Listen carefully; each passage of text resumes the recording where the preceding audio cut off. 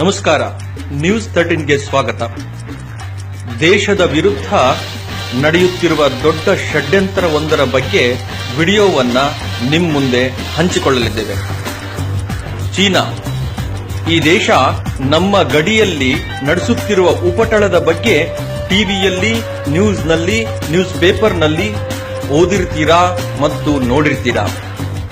ಅದೇ ರೀತಿ ಬಿಸಿನೆಸ್ನಲ್ಲಿ ಚೀನಾ ನಮ್ಮ ದೇಶವನ್ನ ಹಾಗೂ ಇಡೀ ವಿಶ್ವವನ್ನ ತನ್ನ ತೆಕ್ಕೆಗೆ ತೆಗೆದುಕೊಳ್ಳುತ್ತಿರುವ ಸಂಗತಿಗಳನ್ನು ಕೇಳಿದರೆ ಶಾಕ್ ಆಗ್ತೀರಾ.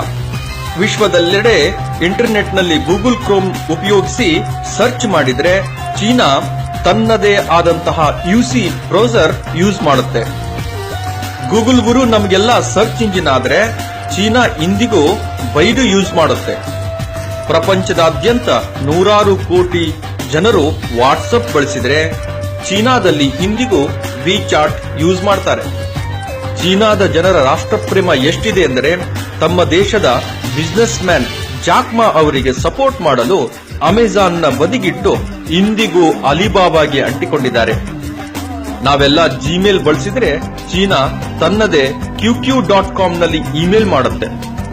ಫೇಸ್ಬುಕ್ ನಲ್ಲಿ ನಾವು ಅಪ್ಡೇಟ್ ಮಾಡ್ತಾ ಇರುವಾಗ ಚೀನಾದ ಜನ ರೆನ್ ಅನ್ನ ಇನ್ವೆಂಟ್ ಮಾಡಿ ತಮ್ಮ ದೇಶಕ್ಕೆ ಫೇಸ್ಬುಕ್ ಮುಖ ತೂರಿಸಿದ ಹಾಗೆ ಮಾಡಿಬಿಟ್ರು. ಟ್ವಿಟರ್ಗೆ ಜಗತ್ತೇ ಅಂಟಿಕೊಂಡಿದೆ. ಆದರೆ ಚೀನಾ ಫಾಲೋ ಮಾಡ್ತಾ ಇರೋದು ಮಾತ್ರ ತಮ್ಮ ದೇಶದ್ದೇ ಆದಂತಹ ವೈಭವ್. ವಿಶ್ವಕ್ಕೆಲ್ಲ ಒಂದು ಯೂಟ್ಯೂಬ್ ಆದ್ರೆ ಚೀನಾಕ್ಕೆ ಮಾತ್ರ ಯೂಕೋ. ತಮ್ಮ ದೇಶದ ಜನರನ್ನ, ಉದ್ಯೋಗಪತಿಗಳನ್ನ ಬೆಳೆಸೋಕೆ ಚೀನಾದ ಇಡೀ ಪ್ರಜಾ ಸಮೂಹ ಟೊಂಕ ಕಟ್ಟಿ ನಿಂತಿದೆ. ಬೇರೆ ದೇಶಗಳ ವಸ್ತುಗಳನ್ನ ಬಳಸದೆ ಸಂಪತ್ತು ಬೇರೆ ಕಡೆ ಹರಿಯೋದನ್ನ ತಡೆದಿದೆ.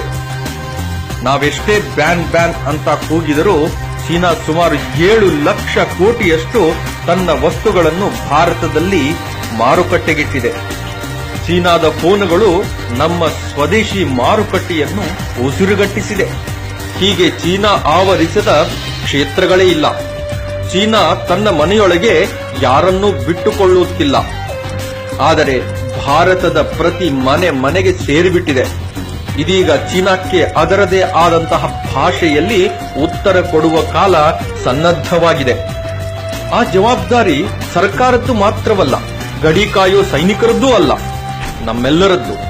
ನಮ್ಮ ವ್ಯಾಪಾರಿಗಳು, ಅದರಿಂದ ಖರೀದಿದಾರರು ಎಲ್ಲರೂ ಒಂದಾಗಿ ಚೀನಾ ವಸ್ತುಗಳನ್ನು ತಿರಸ್ಕರಿಸಿ ಈ ದೇಶವನ್ನು ಆರ್ಥಿಕವಾಗಿ ಬಲಪಡಿಸಬೇಕಾಗಿದೆ.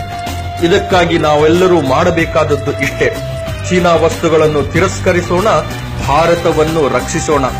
ಈ ವಿಡಿಯೋವನ್ನು ಪ್ರತಿಯೊಬ್ಬ ಭಾರತೀಯನಿಗೂ ಮುಟ್ಟುವಂತೆ ಹಂಚಿಕೊಳ್ಳೋಣ. ದೇಶದ ರಕ್ಷಣೆಗೆ ಪಣ ತೊಡೋಣ.